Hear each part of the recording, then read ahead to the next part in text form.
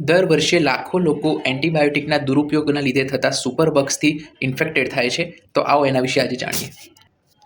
તો 18 નવેમ્બરથી 24 નવેમ્બર આ વખતે વર્લ્ડ AMR ડે તરીકે ઉજવવામાં આવે છે. એમાં જે મેડિકલ પ્રેક્ટિસ કરતા ડૉક્ટરો, નર્સિંગ અને જનજાગૃતિને પણ ફેલાવવામાં આવે છે કેવી રીતે સુપરબગ્સને એવોઇડ કરી શકાય.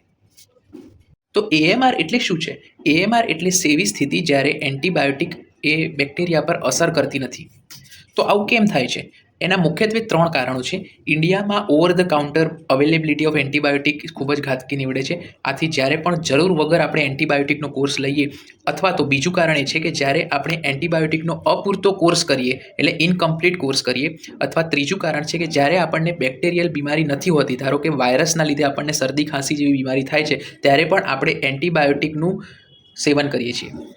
આથી એક શબ્દમાં કહીએ તો એન્ટીબાયોટિક ખૂબ જ અમૂલ્ય છે. એનો જ્યારે બી દુરુપયોગ કરીશું ત્યારે આપણા બેક્ટેરિયા વધુને વધુ શક્તિશાળી થશે.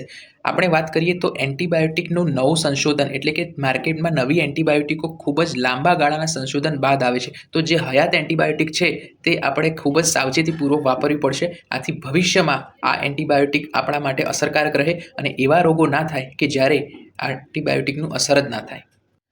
પહેલું પગલું છે કે સર્ટિફાઈડ ડૉક્ટરના પ્રિસ્ક્રિપ્શન વગર એન્ટીબાયોટિક ખાવી આપણે અટકાવવી જોઈએ, જેથી વારંવાર એન્ટીબાયોટિકનું શરીર પર એક્સપોઝર ના થાય.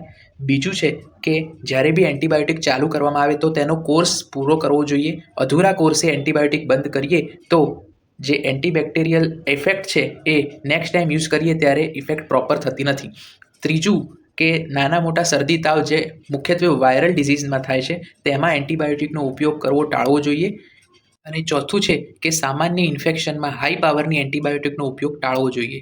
તો આ બધી પ્રિકોશન તમે લેજો અને ભવિષ્યમાં એન્ટીબાયોટિકને તાકાતવર રહેવા દેજો, તાકી જ્યારે જરૂર પડે ત્યારે તે ઇન્ફેક્શન સામે પૂરતી લડત આપી શકે. Thank you.